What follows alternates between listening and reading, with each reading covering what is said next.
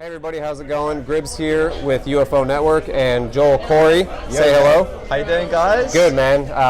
Good to see you. Good to be here. This is actually my second interview ever, so it's quite the pleasure. I feel honored, man. Shake your hand. Yeah. Thank you, man. So much. Thank you, and congrats on all your success. I appreciate it. Well, we'll dive in here. So we're gonna.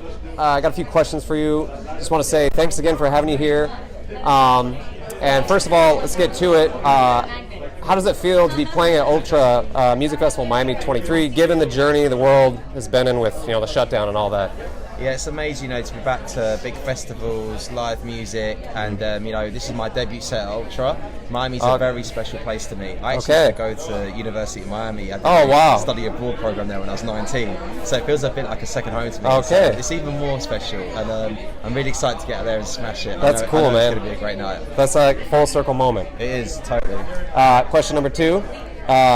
Your recent single, Nikes, has been making waves across the globe. Can you tell us more about inspiration behind it at all? Yeah, so Nikes is a club-focused record. Okay. It's not like one of my radio records. It's more like a club track. Okay. And clearly. Yeah. And it's a collaboration with Ron Carroll. It's actually a remake of his original track, "Walking Down the Streets," which came out a while ago, and that was a classic record. So I took the sample, the vocal hook, did my thing with it, and tried to fresh it up for a 23 banger. As one does. And we're both wearing Nikes, just saying. Hey, Nikes crew.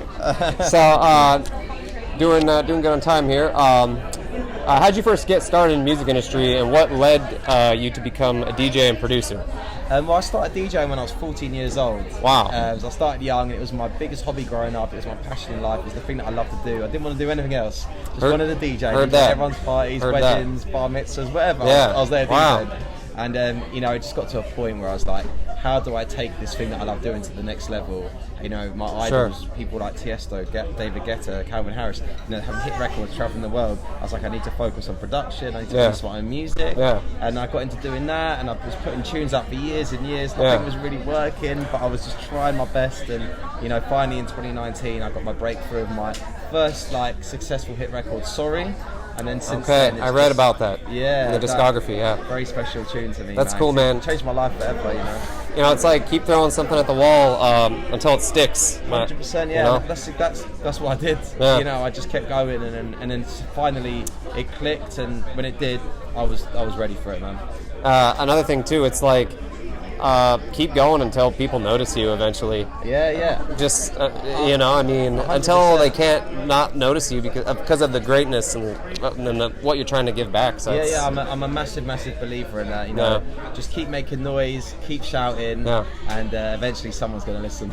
I live by that. Looking back at what you say has been most memorable moment of your career, or what's been one of the most memorable? Do you know what? It would probably have to be when my track "Head and Heart" of MNEK went to #1 in the UK, and it was, I never thought I'd ever have a #1 single. Never thought I'd have a hit. I never even thought I'd have a hit record. Let alone a #1 hit record. Right. So it has to be that. It's just like the most amazing thing that could ever happen to me.